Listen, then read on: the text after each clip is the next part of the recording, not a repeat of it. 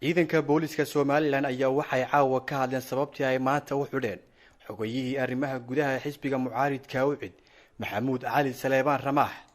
gaashaanle sare Faysal Xiis Axmed taliyaha ciidanka dambe baadhista Soomaaliland waxa uu sheegay in sababta loo xidhay Ramaax ay tahay kadib markii uu dacwad ka keenay gudoomiyaha baarlamaanka Soomaaliland isla markaana dambigaasi uu ku cadaaday waa sida uu hadalka u dhigay markuu leeyahay waa mahadle markii xigtana waxaan galabta isugu nimid shirkii sharci inaan kaga hadalno sifaha sharciga ee lagu xidhay Maxamuud Cali Ramaax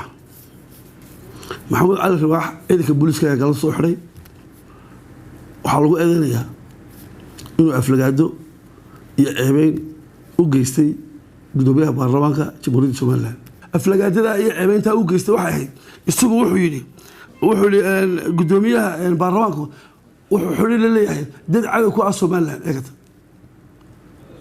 taasina waa faldabeed taasoo ka soo dacwooday gudoomiyaha baarlamaanka isagoo shakhsi ah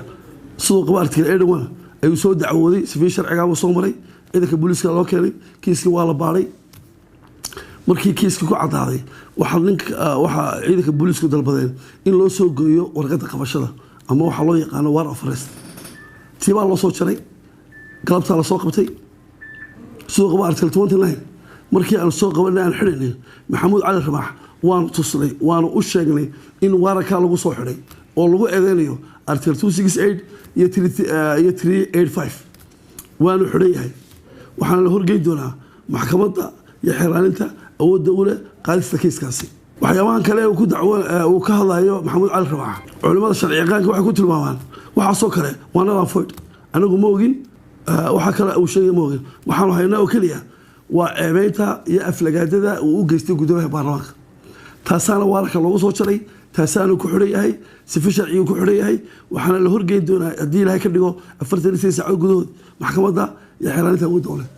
Muuli Ismaaciil shabakada wararka Ilays News magaalada Hargeysa.